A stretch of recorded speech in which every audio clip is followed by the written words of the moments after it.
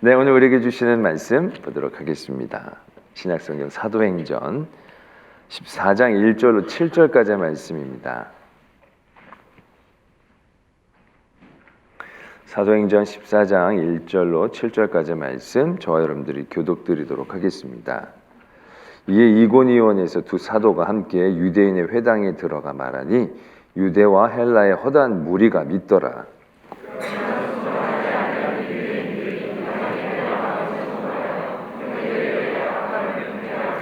두 사도가 오래 있어 주를 힘입어 담대히 말하니 주께서 그들의 손으로 표적과 기사를 행하게 하여 주사 자기 은혜의 말씀을 증언하시니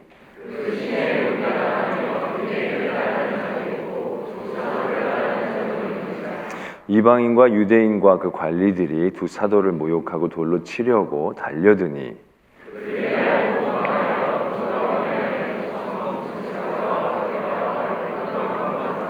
함께요 거기서 복음을 전하니라.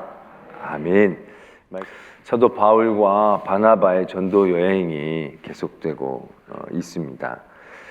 이 직전에도 바울과 바나바가 또 말씀을 전하다가 그곳에서 또한 받아들이는 이들도 있었지만 박해를 하는 이들도 있었기 때문에 거기에서 도망치듯 쫓겨나게 됩니다. 그리고 나서 오늘 말씀에는 이고니온이라는 곳에서 하나님의 말씀을 전하는 두 사도에 대한 이야기가 시작이 됩니다. 이고니온에서 또 유다인의 회당에 들어가 사도 바울과 바나바가 말씀을 전하게 됩니다. 그랬더니 똑같은 그 이전의 현상들이 이곳에서도 나타나는 것을 보게 됩니다.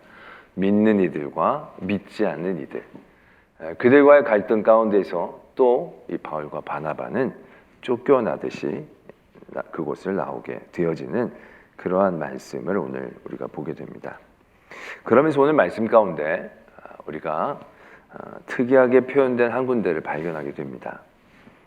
1절에서 두 사도가 유대인의 회당에 들어가서 유다와 헬라의 허다한 말씀을 전하니 유대와 헬라의 허다한 무리가 믿더라.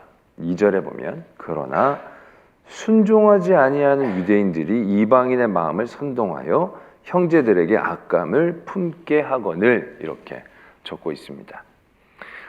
사도 바울과 바나바가 회당에서 복음을 전하게 될 때 어떤 이들은 그 복음을 듣고 믿음이 생긴 겁니다. 근데 어떤 이들은 그 복음을 듣고 믿음이 생기질 않아요. 믿지를 않게 되어지는 거죠. 근데 그 믿음이 생기지 않은 것을 어떻게 말씀은 표현하고 있느냐면 믿지 아니한 고로라고 적고 있지 않다는 겁니다.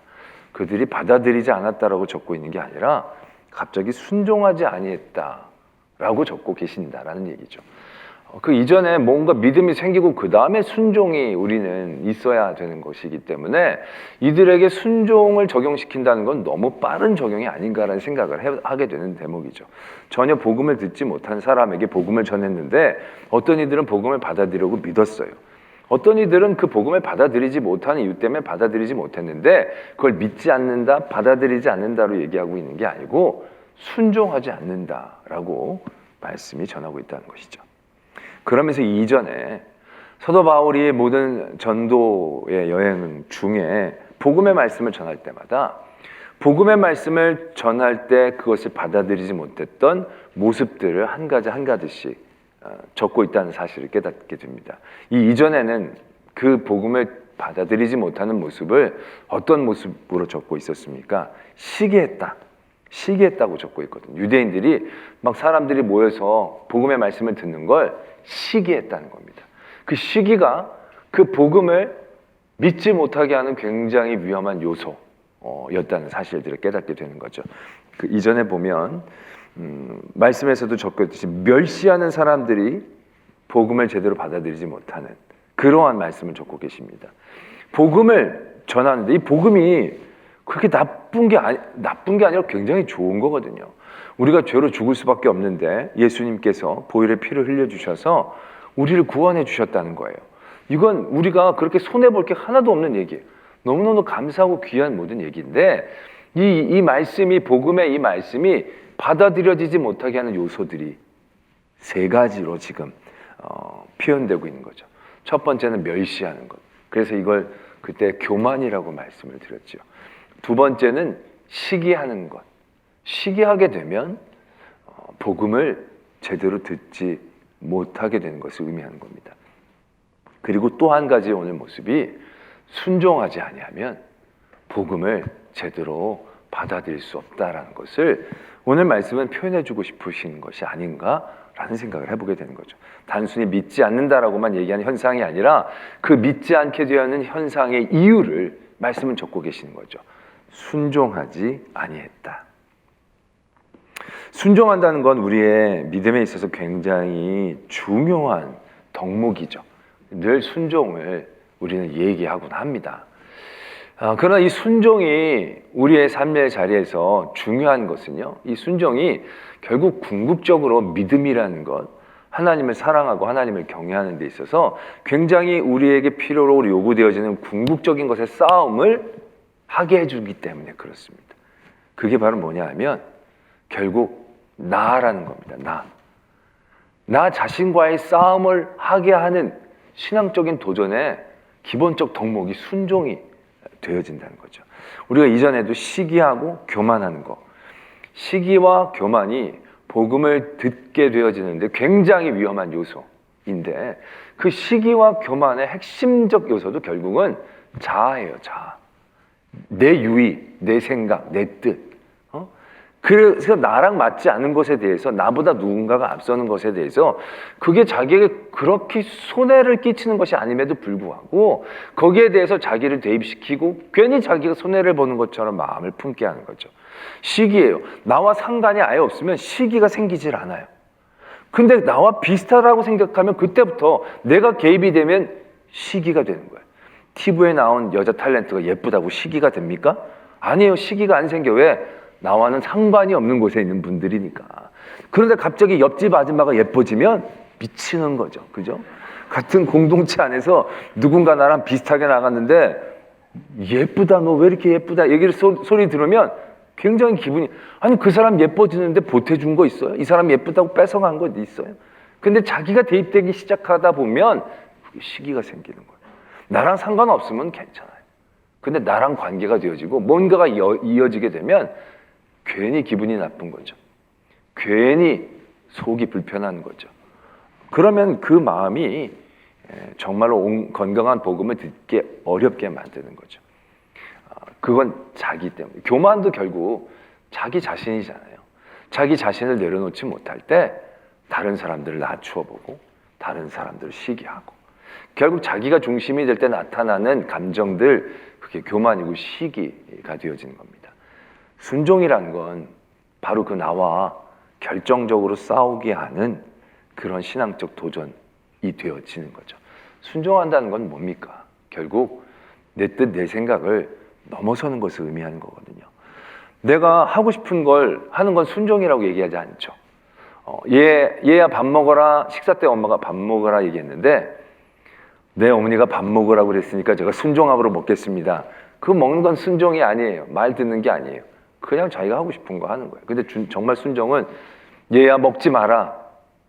정말 먹고 싶고 배고픈데 먹으면 안 된다. 넌 지금은 먹을 때가 아니다. 넌 지금 그렇게 얘기할 때 그걸 받아들여지는 것. 난 지금 너무 배가 고프고 먹어야 되는데 그 나와의 싸움이 분명히 필요한 대목인 거죠. 그래서 나와 첫 번째로 싸우게 하는 것, 그게 순종이 되어지는 거죠. 하나님의 말씀에 순종한다는 건 정말로 우리에게 주어진 귀하고 복된 도전의 시작이지요. 자기 자신을 깨닫는 시작입니다. 뭔가 하는데 거리끼고 하기 싫고 불편하고 내가 손해보는 것 같고 결국 그런 모든 자리들이 순종을 시험하는 곳이죠. 그리고 순종으로 싸워나갈 수 있는 자리를 얻게 되어지는 거죠. 내가 하고 싶은 마음, 하기 싫은 마음 별로 없고 손해보는 마음 없고 그냥 다 좋아서 하는 거면 이거 순종 아니에요. 내가 교회 봉사하는데 내가 하고 싶은 봉사하는 거 이거 순종이 아닌 거죠. 내가 하고 싶은 것만 하고 내가 듣고 싶은 것만 듣고 그런데 그걸 열심히 하고 즐겁게 하는 거 이건 순종이라고 할 수 없죠. 나를 내려놓는 과정들, 나와 싸우는 과정들, 그러한 과정들을 만들어 놓는 게 순종이고 그런 과정이 있어야 믿음이라고 얘기할 수 있는 겁니다. 왜요? 믿음은 예수 그리스도를 믿는 거거든요. 믿음은 예수 그리스도를 나의 주인으로 삼는 겁니다. 내가 내 삶의 주인이었던 삶을 내려놓고, 내가 내 뜻과 내 생각대로 살아갔던 모든 삶의 방식들을 내려놓고 예수 그리스도가 주인이 되어지는 삶. 그래서 그리스도가 원하는 그 일들을 내가 불편할지라도 행하고, 예수님이 내게 명하신 그 일들이 내게 손해를 입히는 일들일지라도 아멘으로 할 수 있는 힘, 그게 믿음인 것이죠. 그래서 오늘 말씀은 순종하지 아니하는 유대인들이라고 표현하고 있다라는 것입니다. 때문에 우리는 우리들의 많은 삶의 자리에서 순종하지 못하게 하는 나의 것들을 내려놓는 도전이 있어야 합니다.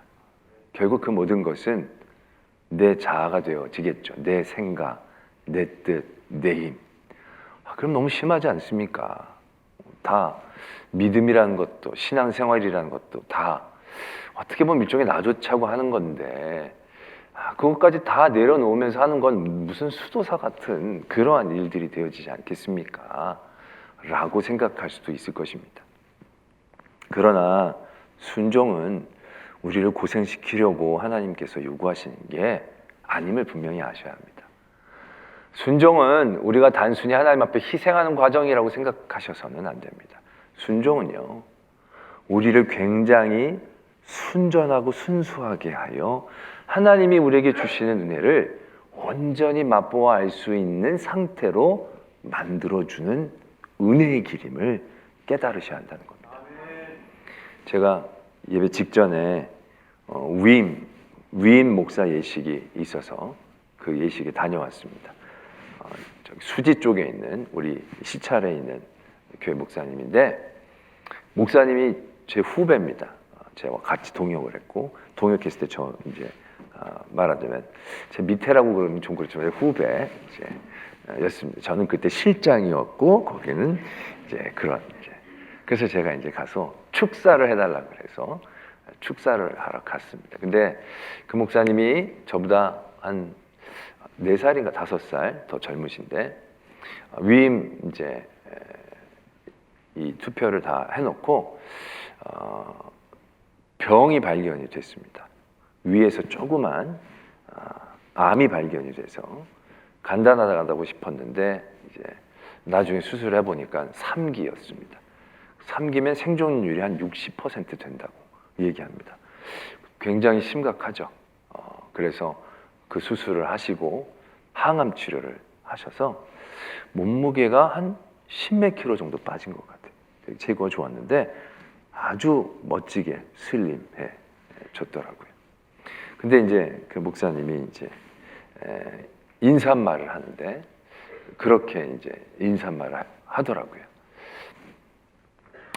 제가 위임 예식을 앞두고 이제 암 선고를 받아서 치료받고 항암하고 지금 그래도 이만큼 이제 설 수 있게 된 거 너무 감사합니다. 근데 제가 성도들에게 늘 말씀을 드리는 거지만 저는 이런 병에 걸린 걸 참 감사하게 생각한다라고 얘기를 합니다. 그러면서 무엇이 감사하냐면 내가 이렇게 병에 걸렸더니 선명해지는 게 있다라고 얘기합니다.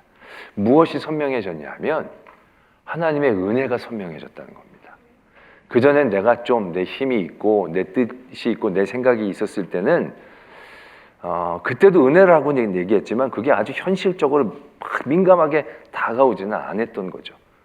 어떻게 보면 내가 노력하고 내가 애써서 되어졌다라고 있는 그런 부분도 있는 거죠. 근데 하나님께서 앞서서 힘을 쫙 빼신 거예요.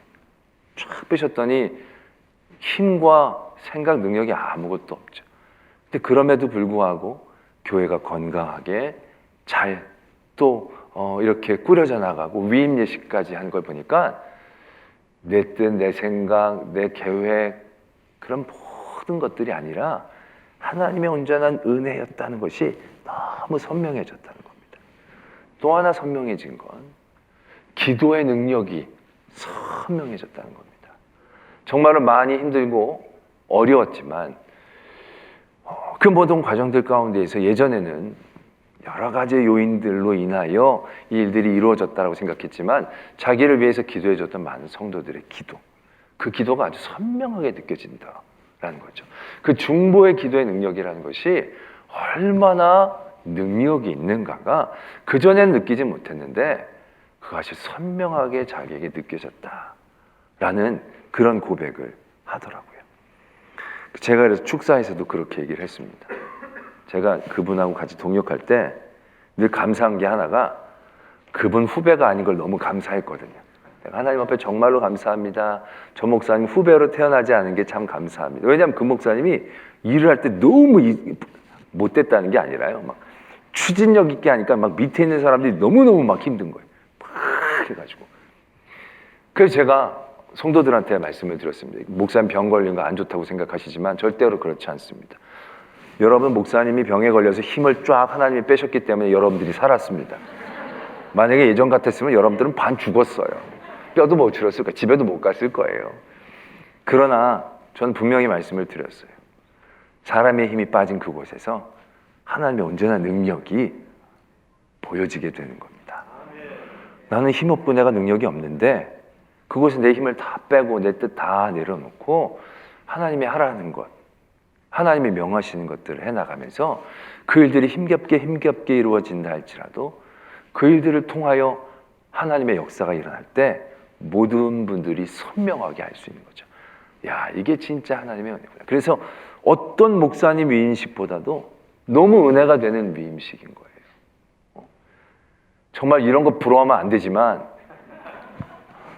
하나님 정말 부러워서 하는 얘기는 아니지만 너무 자기의 힘이 빠진 그곳, 자기의 능력이 빠진 그곳, 자기의 계획과 생각이 빠진 그곳. 원래 아이디어가 풍부하고 계획이 많았던 분이에요. 근데 그런 상황이 되니까 내일 일은 난 몰라요. 난 하루하루 살아요. 그렇게 되어지더라는 거죠. 그러다 보니 하나님의 계획과 섭리가 더 선명해지게 되어지는 거죠. 순종의 자리는요, 그렇게 나의 생각을 빼내는 자리인 거예요. 나의 계획을 내려놓는 자리예요. 나의 계획, 나의 생각, 나의 원함, 나의 이익을 다 빼놓으면 내가 뭐가 되겠어요? 그러면 하나님의 은혜를 더 선명하게 느끼는 은혜의 자리가 되는 거예요. 내가 순종할 때 하나님이 나에게 어떠한 계획을 갖고 계시는지 더 선명해지는 거예요. 너무 하기 싫은데 하나님 막 하라고 해서 다 내려놓고 순종함에 가는 거예요. 그런데 그곳에서 하나님의 역사가 일어날 때 우리는 그 일들을 어떻게 해석해요? 할렐루야죠. 하나님이 하시는구나.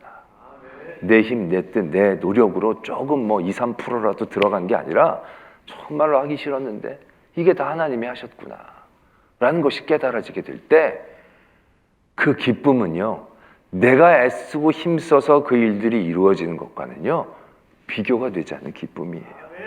우리가 믿음의 생활을 하면서 내가 열심으로 뭘 해가지고 뭔가를 이뤄내면요 그것도 기뻐요. 근데 그 기쁨은 그래 오래 가지를 않아요. 그런데 정말로 야, 이거 진짜 하나님이 하셨다.